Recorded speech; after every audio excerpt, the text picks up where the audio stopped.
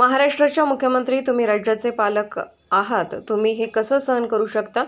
एकनाथ शिंदे यांना माझा प्रश्न आहे की माझा जीव गेल्यावर तुम्ही जागे होणार आहात का? कर्णबाळा दिनबुळे माझ्या केसालाही धक्का लावू शकत नाही, कारण त्याच्यासोबत फक्त मनसेचे गुंड आहेत. माझ्यासोबत महाराष्ट्रातील आंबेडकरी जनता आहे. महाराष्ट्र विधानमंडळाचा मी सदस्य आहे. महाराष्ट्राच्या दोन्ही सभागृहाचे मुख्यमंत्री सभासद आहेत. हे एका आमदारावर हल्ला झाला. मला अपेक्षा अशी आहे, महाराष्ट्राच्या मुख्यमंत्र्यांनी विचारपूस केली असती, त्यांनी पण करायला पाहिजे होती. विरोधी पक्षनेते अंबादास दानवेंनी माझी चौकशी केली. अशा प्रकारे सर्वजण विचारतात, पण महाराष्ट्राचे मुख्यमंत्री विचारत नाहीत. सर्व अकोला पोलिसांची SIT चौकशी झाली पाहिजे.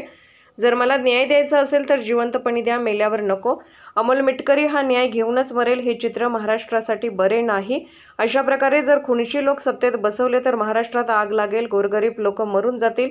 एका 12-13 वर्षाच्या मुलीच्या बापावर असा प्रसंग असताना मुख्यमंत्री शांत बसत असतील तर हे चित्र चांगले नाही. तुमचे आणि ही चांगले पारिवारिक संबंध असतील तर कृपा करून महाराष्ट्र विधिमंडळाच्या एका सदस्याच्या संदर्भात त्याच्या पक्षाचा एक आरोपी अशा प्रकारची प्रेस घेऊन जर आम्हाला चिथावणी देत असेल तर तुम्ही महाराष्ट्राचे पालक आहात, गार्डियन आहात, तुम्ही हे कसं सहन करू शकता?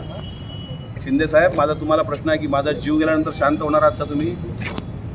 आणि याच्या बापजादे आले खाली स्वर्गातून, याच्या 7 पिढ्या जरी आल्या दुर्बाळ्याच्या, अमोल मिटकरीच्या केसालाही तो धक्का लावू शकत नाही, कारण त्याच्यासोबत फक्त मनसेचे गुंडे आहेत. अमोल मिटकरी के साथ महाराष्ट्रातली आंबेडकरी जनता आहे, हे त्यांना विसरू नये. तू कुठेही खेळ, निळ्या झेंड्याला खेळशील तर तुझी हाळही मोजल्या जाणार. पारिवारिक संबंध तुमच्यावरच्या कारवाई, तुमच्या संदर्भात तुम्हाला न्याय देण्याच्या आड येते असं तुम्ही आता बोललात, तुमचा थेट आरोप आहे का असा की पारिवारिक संबंध मुख्यमंत्र्याचे? काय म्हणलं पाहिजे म्हणून? महाराष्ट्र विधिमंडळाचा मी सदस्य आहे. महाराष्ट्र विधिमंडळाच्या दोन्ही सभागृहाचे मुख्यमंत्री सभासद आहे. अमोल भाऊ त्यामध्ये कोणच बोल, मला समजते कुठं बाहेर. महाराष्ट्राच्या दोन्ही सभागृहाचे सन्मान्य मुख्यमंत्री सदस्य आहेत. की एका आमदारावर हल्ला झाला, मला अपेक्षा अशी आहे मला की महाराष्ट्राच्या मुख्यमंत्र्यांनी जर विचारपूस केली असती की अमोल ठीक आहेस ना, जशी अजितदादांनी केली, तशी देवेंद्र फडणवीस साहेबांनी केली, त्यांनी पण करायला पाहिजे होती.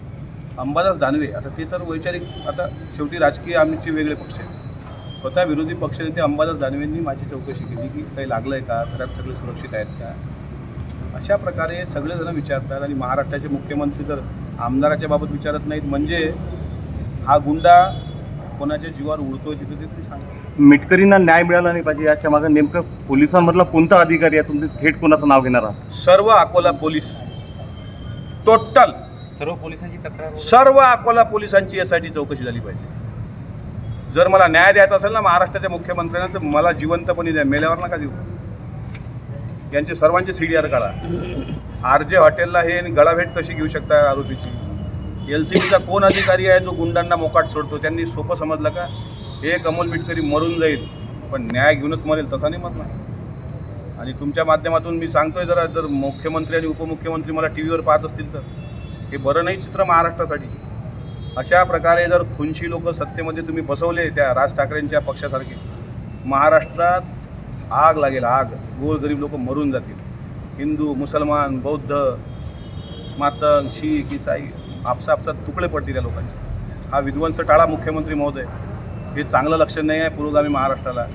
शिवशाहू फुले, आंबेडकर, यशवंतराव चव्हाण, अण्णाभाऊ साठेचा महाराष्ट्र आहे. हेच लक्षण चांगलं नाही. एक बाप म्हणून आणि एक महाराष्ट्रातला सदस्य म्हणून तुमच्या समोर हात जोडून विनंती करतो, हे खुनशी लोक यांची अवकात दाखवा.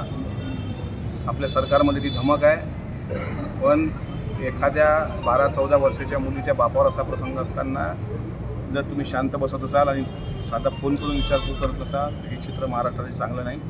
भविष्यात महाराष्ट्रातल्या सर्वसामान्य लोकांचा पोलिसांवरून विश्वास उठेल. अकोल्यावरच्या पोलिसांचा तर उठलेलाच आहे.